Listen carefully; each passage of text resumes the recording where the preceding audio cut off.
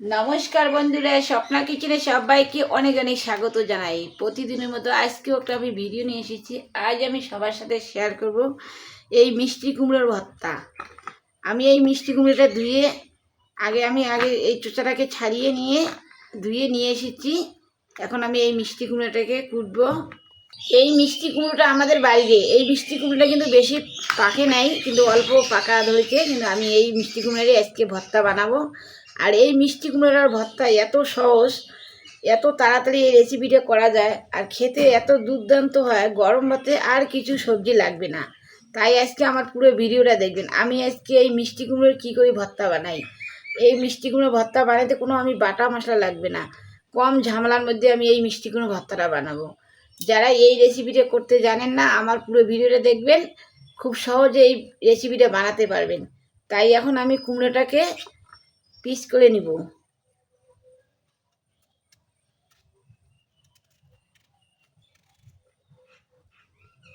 আমি কিন্তু ছোট ছোট পিস করে নিব, বড় বড় পিস করলে একটু হতে সময় লাগবে, কিন্তু ছোট ছোট পিস করে নিলে তাড়াতাড়ি হয়ে যাবে।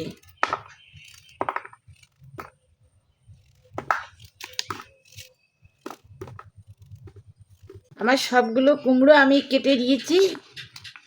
এখন আমি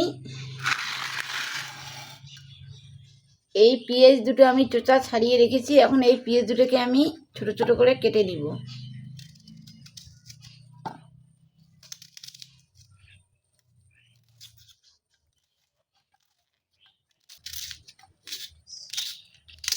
আমার পেঁয়াজটা কাটা হয়ে গেছে। আমি এখানে দুটো পেঁয়াজ নিয়েছি, আর এখানে নিয়েছি একটা রসুন, আমি চোচাটা ছাড়িয়ে নিয়েছি, আর কয়েকটা শুকনো লঙ্কা নিয়েছি।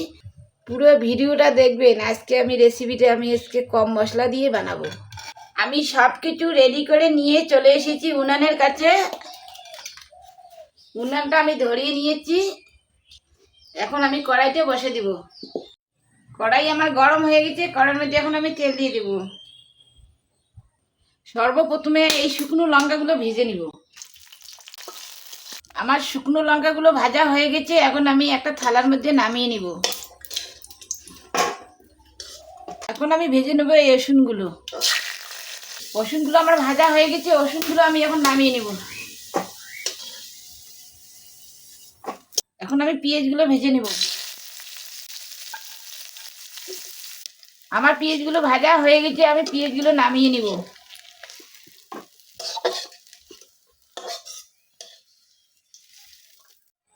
এই তেলের মধ্যে আমি আর একটু তেল দিয়ে দিব। অল্প করে পাঁচফোড়ন দিলাম। ফোড়নটা ভাজা হয়ে গেছে। এখন আমি কুমড়োটা দিয়ে দিব। এই কুমড়োর ভর্তাটার জন্য আমি এখন লবণ দিব না। এখন লবণ দিলে কি হবে, জল বাইরে হবে। শুধু অল্প তো হলুদ দিব।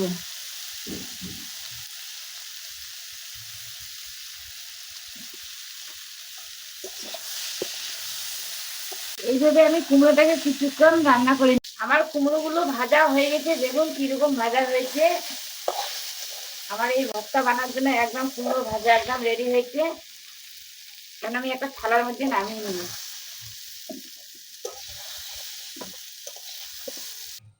এই কুমড়োর ভর্তা বানানোর জন্য আগে আমি এই মরিচগুলো নিয়ে নিব। লবণ দিব। মরিচগুলো আমি এইভাবে মেখে নিব। রসুনগুলো যে ভেজে রেখেছি, এখন আমি রসুনগুলো নিয়ে নিব। এই কুমড়োর ভর্তাতে কিন্তু বিট লবণ দিলে কিন্তু স্বাদটা একটু বেশি বেশি করে হয়।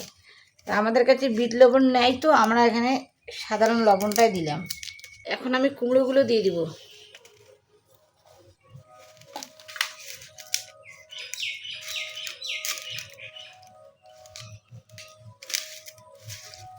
এখন আমি যে পেঁয়াজটা ভাজা করে রেখেছি, এখন এই পেঁয়াজটা নিব। এই রেসিপিটা একদম সহজ। যেদিন দেখবেন হাতে সময় থাকবে না, এই রেসিপিটা বানিয়ে নেবেন।